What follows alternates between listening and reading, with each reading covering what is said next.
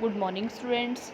हमने बस की यात्रा चैप्टर पढ़ना प्रारंभ किया था और हमने पिछली वीडियो जो पार्ट 1 बनाई थी उसमें हमने पढ़ा था कि लेखक और उसके मित्रों ने शाम 4 बजे की बस से सतना के लिए अपनी यात्रा जो है प्रारंभ की है। पन्ना से उन्होंने बस पकड़ी है और जबलपुर से वो ट्रेन पकड़ेंगे। ठीक है, तो अपना अनुभव जो है लेखक बता रहे थे कि बस जो है वो कैसी है, बहुत ही पुरानी है और पता नहीं वो उन्हें समय पर पहुंचा भी पाएगी या नहीं पहुंचा पाएगी। बस को देखकर ऐसा लग रहा था कि जैसे जब बस चल रही थी तो लेखक को ऐसा लग रहा था कि रास्ते में आने वाला पेड़ जो है वो उसको दुश्मन जैसा लग रहा था। उसे लग रहा था कि बस जो है अभी शायद इससे टकरा जाएगी और यदि झील आती थी तो उन्हें लग रहा था कि बस जो है शायद अभी इसमें गोता लगाएगी, यानी इसमें डूब जाएगी। ठीक है, तो उसके आगे का अब हम प्रारंभ करते हैं।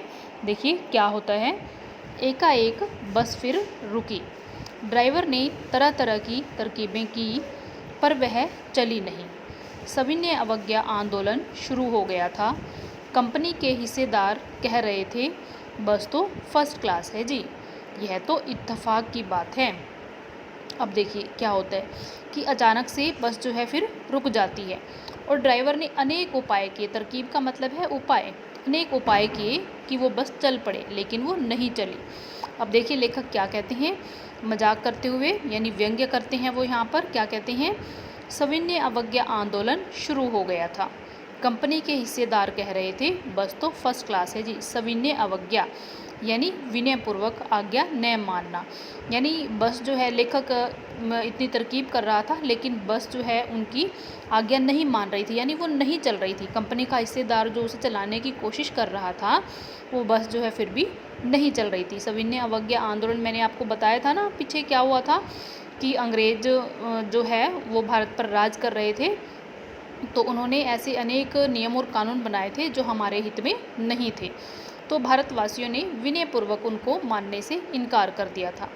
ठीक है, तो वैसे ही बस जो है अब नहीं चल रही है, तो लेखक यहाँ पर हंसी का पुट देते हुए कहते हैं कि अब सविनय अवज्ञा आंदोलन शुरू हो गया था। ठीक है, तो देखिए कंपनी का हिस्सेदार फिर क्या कहता है, बस तो फर्स्ट क्लास है जी, यह तो इत्तेफाक की बात है।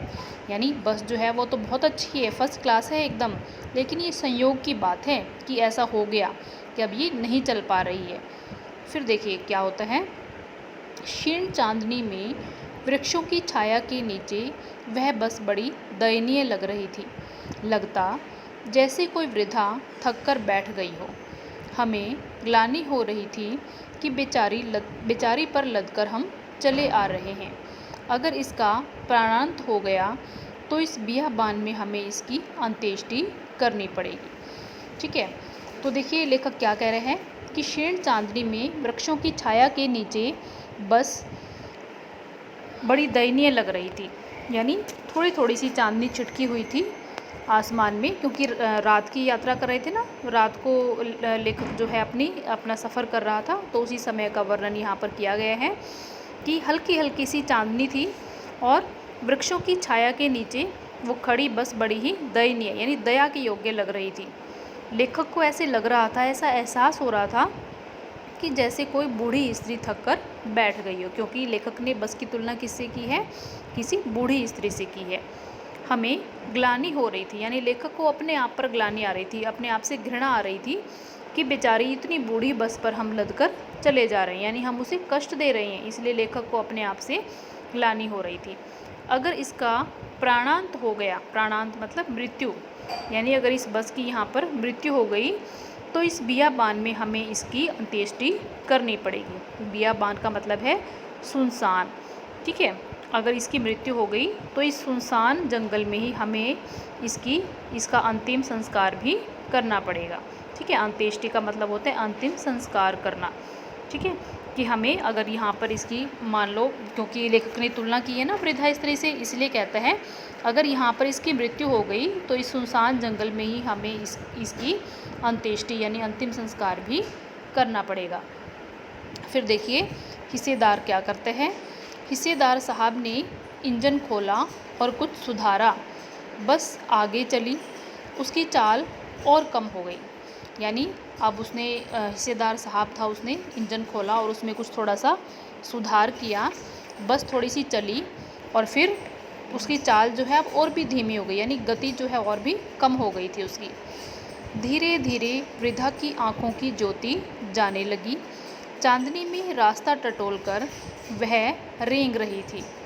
आगे या पीछे से कोई गाड़ी आती दिखती तो वह एकदम किनारे खड़ी हो जाती और कहती, निकल जाओ बेटी, अपनी तो वह उम्र ही नहीं रही।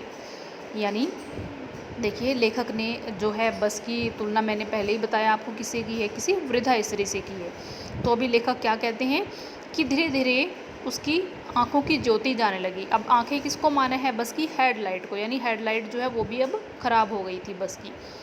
चांदनी में रास्ता टटोल कर, यानी रास्ता ढूंढ ढांढ कर वो बस जो है अब धीरे धीरे धीमी गति से मानो रेंग रही थी। आगे या पीछे से कोई गाड़ी आती दिखती तो वह किनारे खड़ी हो जाती, यानी रास्ता दे देती और एक साइड में वो खड़ी हो जाती और कहती, निकल जाओ बेटी, अपनी तो वह उम्र ही नहीं रही। ठीक है। फिर देखिए, एक पुलिया के ऊपर पहुँचे ही थे कि एक टायर फिस करके बैठ गया। वह बहुत ज़ोर से हिलकर थम गई। अगर स्पीड में होती तो उछलकर नाले में गिर जाती। मैंने उस कंपनी के हिस्सेदार की तरफ पहली बार श्रद्धा भाव से देखा। वह टायरों की हालत जानते हैं, फिर भी जान हथेली पर लेकर इसी बस से सफ़र कर रहे हैं। उत्सर्ग की ऐसी भावना दुर्लभ है। सोचा, इस आदमी के साहस और बलिदान का सही उपयोग नहीं हो रहा है। इसे तो किसी क्रांतिकारी आंदोलन का नेता होना चाहिए। अगर बस नाले में गिर पड़ती और हम सब मर जाते तो देवता बाहें पसारे उसका इंतज़ार करते, कहते, वह महान आदमी आ रहा है जिसने एक टायर के लिए प्राण दे दिए, मर गया पर टायर नहीं बदला। अब देखिए, यहाँ पर लेखक क्या कह रहे हैं कि बस जो है एक पुलिया यानी एक पुल के ऊपर चढ़ी थी और चढ़ते ही वहाँ पर क्या हुआ, एक टायर जो है उसका फिस हो गया, यानी पंचर हो गया। ठीक है। और बस जो है बहुत ज़ोर से हिलकर फिर रुक गई। और अगर क्या कहा है लेखक ने कि अगर वो बस थोड़ी सी स्पीड में होती तो फिर क्या होता, वो उछलकर नाले में गिर जाती। ठीक है। तो जब ऐसा हुआ तो लेखक ने उस कंपनी के हिस्सेदार की तरफ पहली बार श्रद्धा भाव से देखा, यानी सम्मान भाव से। श्रद्धा का मतलब होता है सम्मान से देखा।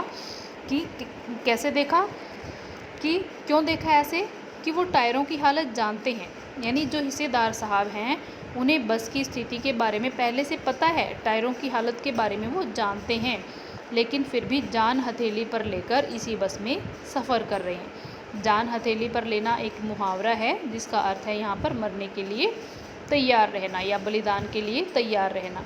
कि सब कुछ उन्हें पता है कि टायर जो हैं ख़राब हैं, फिर भी वो इसी बस से सफ़र कर रहे हैं।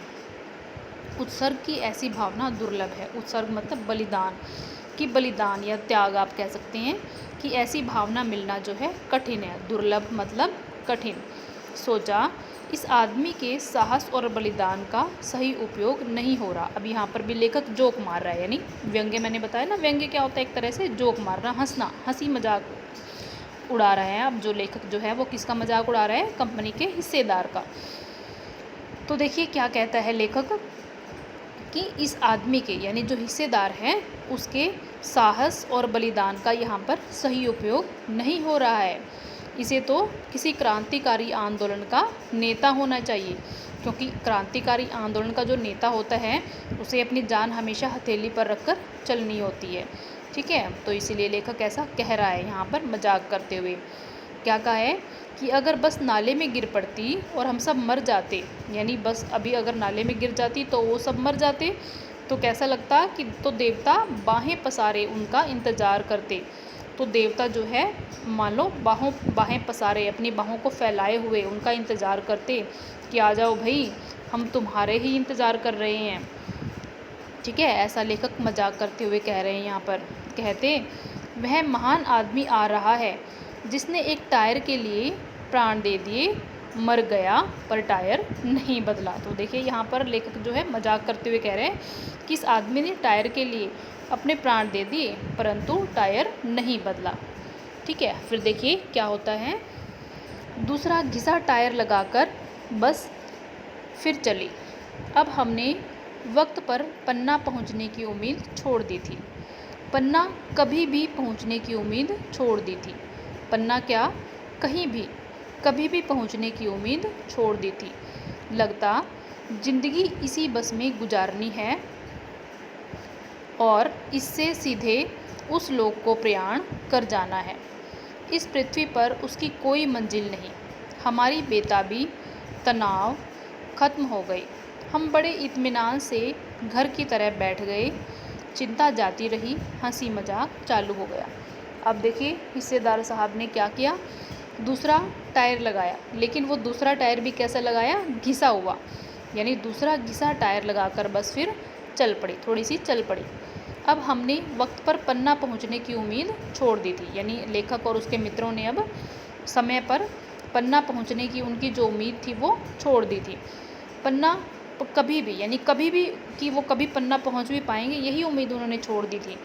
लेकिन पन्ना क्या क्या कहा आगे कि पन्ना क्या, उन्होंने तो कहीं भी, कि वो कहीं भी पहुंच पाएंगे इस बस से, यही उम्मीद उन्होंने छोड़ दी थी।